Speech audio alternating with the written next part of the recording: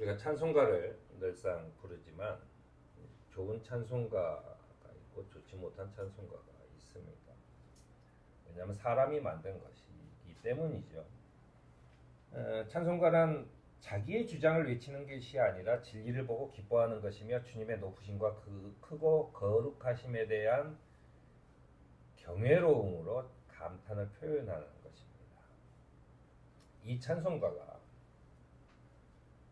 내 마음에 위로를 준다라고 하는 것 때문에 내가 신앙심이 생긴다라고 이야기하는 것은 좀 뭔가 잘못되어 있습니다. 사람들이 큰 소리로 외치거나 이런 그 어떤 격렬한 동작을 통해서 그 심장이 빨라지고 땀이 나고 하면서 그 흥분감을 느끼는 그것은 자연스러운 현상이에요. 그것 속에서 그런 그 흥분된 상태 속에서 우리가 신앙심이 높아진다라고 생각하는 것 자체는 굉장히 원시적인 신앙입니다. 우리가 그 무당이 구슬하거나 뭐 이럴 때도 그 점점 박자가 빨라지고 점점 소리가 커지는 그 마지막을 향해서 다가가는 어떤 그런 분위기가 조성이 되지요. 그래서 교회에서도 뭐 크게 뭐 이렇게 하기 시작하는데, 교회가 그렇게 시끄러운기 시작한 것은 사실은 19세기에 그 신앙이 남미로 가면서 남미 사람들은 뭐만 해도 나와서 춤을 춰요. 굉장히 열정적인 사람들이죠. 이 사람들한테 신앙이 가서 신앙이 굉장히 열정적이고 막 그 큰 소리로 찬송가고 다 같이 막 떼창을 부르고 뭐 하는 것이 처음으로 생겨나게 됩니다. 이제 거기에서 나타난 게 그 복음주의 신앙이라고 제가 지금 정확한 명칭은 생각 안 나는데, 어쨌든 그것이 미국을 거쳐서 우리나라에 들어온 게 순복음이에요. 그러니까 그런 그 열정적인 것. 그런데 70년대를 지나면서 80년대에 경제 성장이 약간 주춤하는 그 시기에 교회들이 같이 이렇게 막 열정적으로 굉장히 비트 빠른 그런 음악에 맞춰서 막 하는 거에 사람들이 몰리고 뭐 하다 보니까 우리가 이제 그 순복음 교회가 아니더라도 다 같이 그렇게 했어요. 그런데 정확하게 얘기하면 그 속에 하느님이 계시는 건 아닙니다. 엘리야가 봤듯이 천둥 번개가 치고 지진이 나는 곳에서 하느님이 있을까 하고 엘리야는 봤지만 그곳에는 하느님이 계시지 않았다라고 하는 이야기를 합니다. 그건 진짜 고대로부터 왔던 거잖아요. 고대 그 엘리야가 봤던 그런 이방의 종교라고 하는 것은 전부 다 북치고 장구치고 막 그 요란한 것을 했어요. 특히나 그 바알을 섬기는 그런 사람들은 실제로 그 제단 위에서 남녀가 실제로 그 성교까지 하는 그런 엄청난 그 쇼가 벌어진단 말이에요. 그런데 하느님은 엘리야에게 어떻게 나타나면 그 모든 게 다 지나가고 아주 미세한 소리가 들리는데 거기에 하느님이 계셨다라고 얘기하는 겁니다. 이게 하느님을 믿는 종교의 기본은 매우 조용하고 그런 겁니다. 나를 각성하는, 내가 무언가를 깊은 내면에서 어떤 것이 솟아나오는 것이지, 외부에서 막 흥분된 상태로 빨리 뛰는 심장 때문에 내가 막 흥분된 상태에 이르렀을 때 뭔가 나타나는 것은 아니라는 것입니다.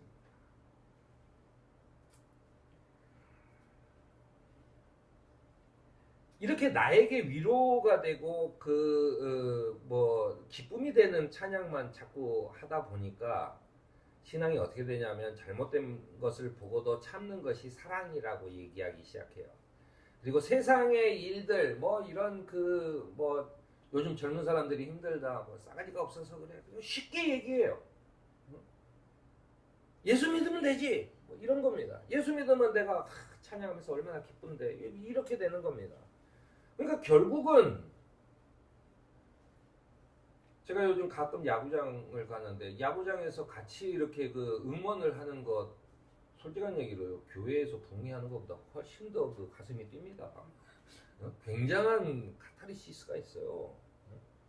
거기에 하느님이 계신다라고 얘기하면 어떻게 해요? 그 말이 안 되는 거예요. 내가 그런 그 세상 속에서 우리를 뽑아내서 너만 여기에서 이렇게 하는 것은 하느님의 그 계획을 굉장히 무시하는 겁니다. 하느님이 세상을 뒀잖아요.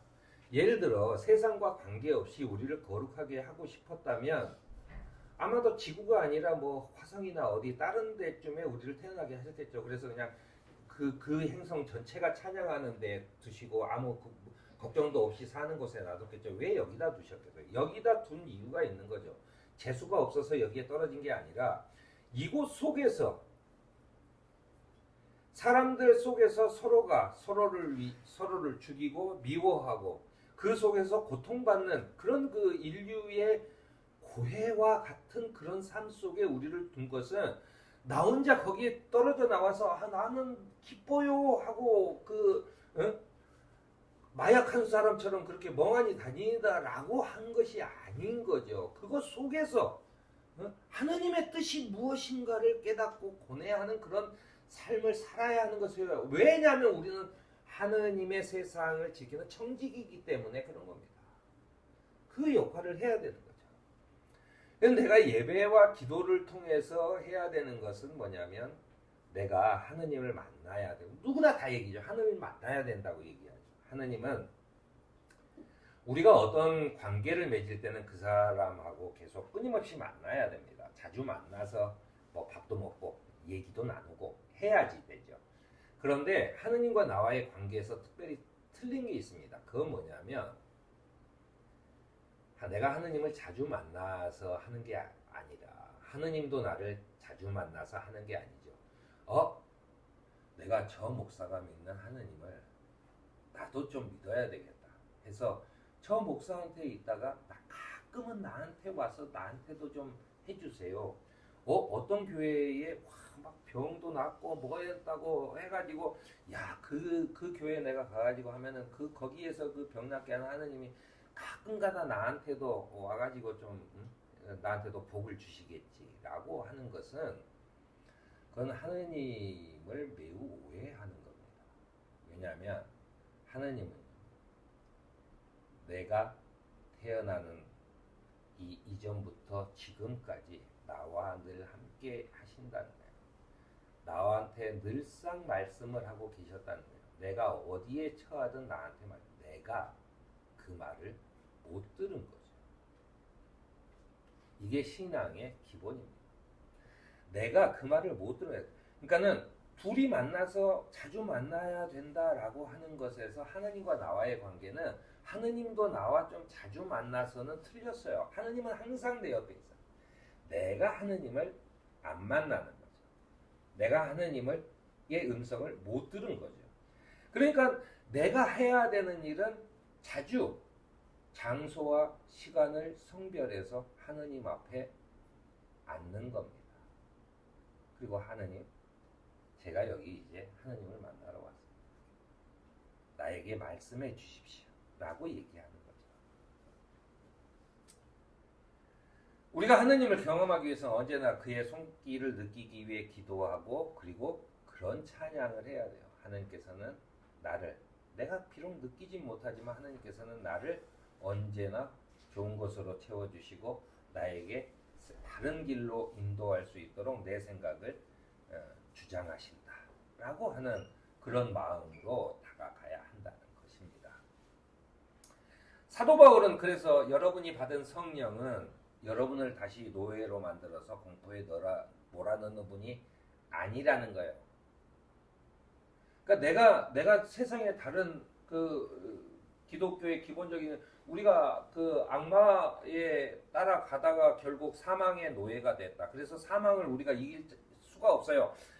결국 죽게 돼요. 아무리 착하게 살았든 나쁘게 살았든 뭐 어떻게 살았든 관계없이 사람은 다 죽게 돼 있습니다. 그 죽음의 노예가 된 거죠. 그래서 하느님이 너를 불러냈어요. 그러니까 나한테 무릎 꿇어 라고 하는, 그러니까는 사망의 노예가 됐다가 이제는 하느님의 노예가 되는 그런 게 아니라는 거예요. 사도 바울이 얘기하는 것은, 그래서 우리는 그 하나님은 여러분들을 자녀로 만들어 주신 분이고 성령께서 그 힘입어서 우리는 비로소 하느님 이 세상을 창조하시고 이런 뭐 그게 아니라 내가 정말로 친해져서 이 하느님을 아빠라고 부를 수 있는 상태까지 된다는 거예요.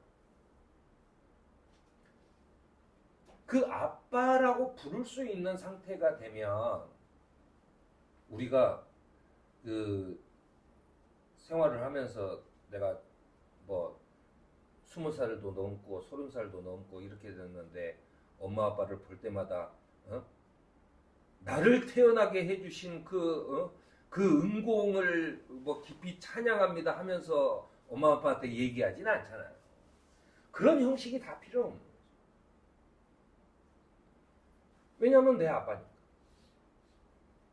이 정도의 친밀감이 있어야 된다라는 겁니다. 그런데 그거는 내 노력으로 되는 게 아니에요. 나는 그저 그분의 음성을 내가 듣겠다. 내가 그분의 이야기를 듣겠다. 내가 그분 앞에 시간을 내겠다라고 하는 것으로 성령께서 나를 그분 앞으로 데리고 간다라는 거예요. 내가 길을 잃고 엄마 손을 놓쳐서 울면서 떠돌고 있을 때 성령께서 내 손을 잡고 다시 우리 엄마 옆으로 데리고 간다라고 하는 것입니다. 그런 것이 마음에 확신을 주는 것. 그래서 생명을 주는 영이다라고 얘기하는 겁니다.